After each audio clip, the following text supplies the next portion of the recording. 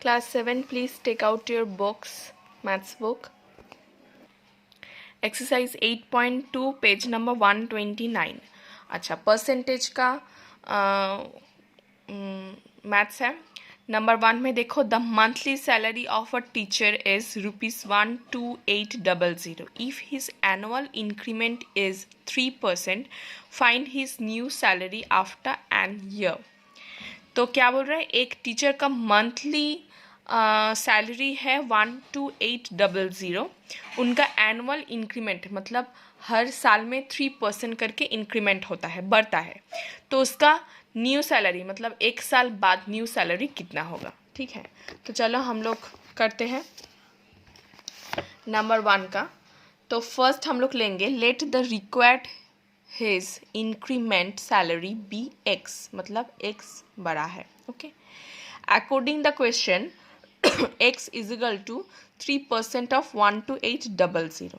तो 3% मतलब हम लोग ऐसा लिख सकते हैं 3/100 इंटू 12800. तो इसमें काटाकुटी हुआ 128 इंटू 3 इज इक्वल टू 384, मतलब 384 करके उनका मंथ ईयरली इंक्रीमेंट होगा. 3% बोला था, 3% बोला था, लेकिन उनका सैलरी के हिसाब से इतना रुपीस बढ़ेगा. तो उसका न्यू सैलरी कितना होगा. इस न्यू सैलरी इस ये सैलरी नहीं होगा, ये वाला बड़ा है, मतलब पहले का जो सैलरी था उसके साथ ये वाला ऐड होगा.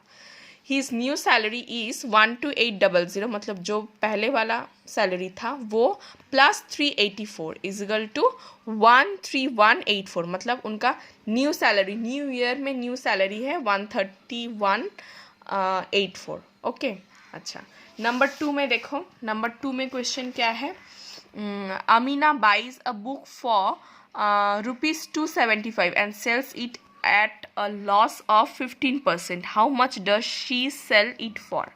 ठीक है, तो अमीना एक बुक खरीदी है जिसका रुपीज़ है 275, और वो जब ये वाला बुक सेल की है तो 15% लॉस में सेल की है. ठीक है, ओके, तो हमको निकालना पड़ेगा कि उसका जो सेल किया था उसका प्राइस कितना था. ठीक है, तो C P is equal to 275 में वो बुक खरीदा था, that is cost price. C P is equal to 275, loss कितनी की है 15%. According 15% S P is equal to 100 minus 15 is equal to 85. तो अगर वो मतलब 15% में अगर मैं सोचूं तो 100 रुपया, ठीक है, उसमें से 15% मतलब 15 रुपीज़, मतलब अगर बुक का दाम होता 100 रुपीज़ और 15 रुपीज़ वो लॉस की है तो उस बुक का कितना होगा 85 होता एसपी, मतलब सेलिंग प्राइस, मतलब जो बुक है वो सेल की है 85 रुपीज़ में. तो let the required SP be x. तो हम लोग एक्स एसपी ले लिए एक्स, तो 100 इज टू 85, मतलब 100 रुपीज़ में 85 में वो सेल करी. अगर 100 रुपीज़ बुक का प्राइस होता तो वो कितना रुपीज़ में सेल कर रही है 85 में. तो अगर इसमें हम लोग को दिया गया है 275 है कॉस्ट, तो 275 में अगर वो खरीदी है तो बिकेगी कितना में एक्स में. तो उसका भी हम लोग करेंगे 100/85 is equal to 275/x, cross multiplication 100x is equal to 275 into 85. x is equal to 100 इधर आ जाएगा डिवाइड होके, तो काटाकुटी करके हो गया 935/4. अभी 935/4 को हम लोग डिवीजन किए हैं, डेसिमल में लाए हैं. तो बुक का प्राइस कितना हुआ, मतलब अमीना जो बुक सेल की थी उसका प्राइस हो गया, सेलिंग प्राइस मतलब एस पी है 233.75. ओके, तो नंबर 2 का भी हो गया. अभी देखो number 3, in a public examination 90% students passed and 8800 student failed. तो इधर एक पब्लिक एग्जामिनेशन हुआ, उसमें पास किया जितना स्टूडेंट उसका परसेंटेज दिया गया है 90%, और फेल किया जितना है उसका नंबर दिया गया है 8800. तो हाउ मेनी स्टूडेंट्स अपेयर्ड, मतलब कितना स्टूडेंट टोटल अपेयर किया था कि एग्ज़ाम दिया था, और हाउ मेनी पास्ट, मतलब ये 90% का परसेंटेज का नंबर निकालना पड़ेगा. ठीक है, तो चलो स्टार्ट करते हैं. तो number of fail student 8800, percentage of pass student 90। Percentage of fail student अगर 90% फेल किया तो पास 90% अगर पास किया तो फेल करेगा कितना percentage, 100 minus 90 is equal to 10%, मतलब 10% फेल किया है जिसका नंबर है 8800। Therefore 10% ऑफ टोटल स्टूडेंट, मतलब टोटल स्टूडेंट का 10% फेल किया है जिसका नंबर है 8800, तो हम लोग ऐसे लिख सकते हैं 10% of total student is equal to 8800, और 10/100 into total students is equal to 8800।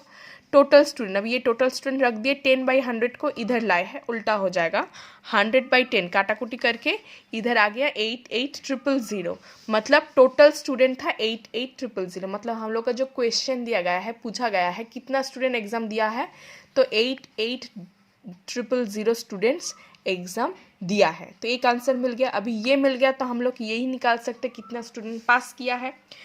तो therefore number of pass students is equal to total student जितना है उसका 90%, जितना टोटल स्टूडेंट है मतलब जितना स्टूडेंट्स एग्ज़ाम दिया है उनमें से 90% पास किया है, तो 8800 ऑफ 90%, तो ऑफ के जगह मल्टीप्लाई करके 90/100 इसको काटाकुटी करके 79200, मतलब इतना स्टूडेंट टोटल एग्ज़ाम दिया है। ये एक ठो आंसर है और ये एक ठो आंसर है, ये इतना नंबर स्टूडेंट पास किया है। ठीक है, तो नंबर 3 का हो गया।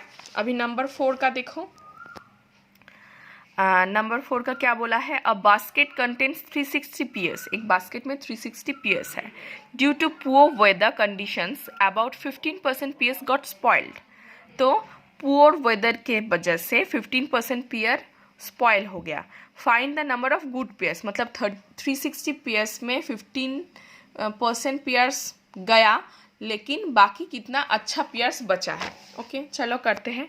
Number of pairs 360, percentage of spoil pairs 15%, percentage of good pairs, अगर 15% बैड है तो गुड कितना है 100%, माइनस 15 इज इक्वल टू 85%, तो number of good pears is equal to 85% of 360। Total इतना था, उनमें से 85% अच्छा बचा है, तो 85% ऑफ 360 उसका ये करने से निकल के आ जाएगा। आंसर कितना आया 306 है गुड पेयर्स। इसमें मैं सभी जितना मैं सॉल्व की हूँ इसमें आंसर नहीं लिखी हूँ, आंसर तुम लोग खुद लिख सकते हो, वो तुम लोग खुद लिख लेना। कुछ प्रॉब्लम होगा तो मैं बाद में तुम लोग को जब स्कूल खुलेगा मैं दिखा दूंगी। ठीक है, तो नंबर 4 का हो गया।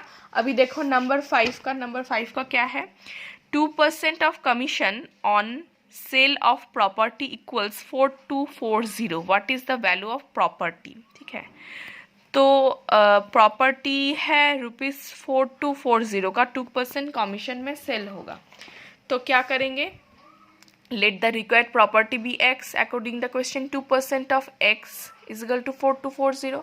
अब इसको सॉल्व करेंगे, 2% मतलब 2/100 इंटू एक्स, 4240x। अभी इसको पूरा इधर ले जाएंगे तो 100/2 हो जाएगा, 4240 इंटू 100/2 काटाकुटी करने से 2120 इंटू 100, 212000।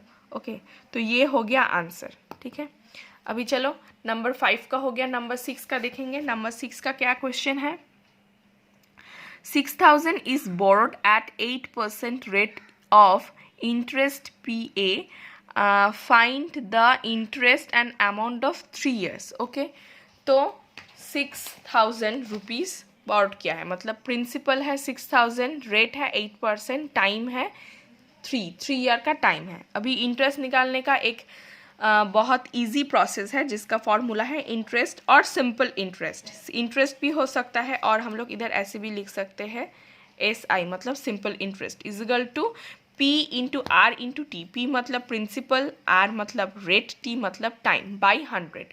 अब इसमें वैल्यू पुट करेंगे, P के जगह 6000, R के जगह 8 और टाइम के जगह 3/100, काटाकुटी करके हो गया 1440। मतलब हम लोग का इंटरेस्ट मिलेगा, हम लोग जो 6000 जमा किए थे उसका रेट लगा 8%, तो उसमें क्या होगा 1440 इंटरेस्ट मिलेगा।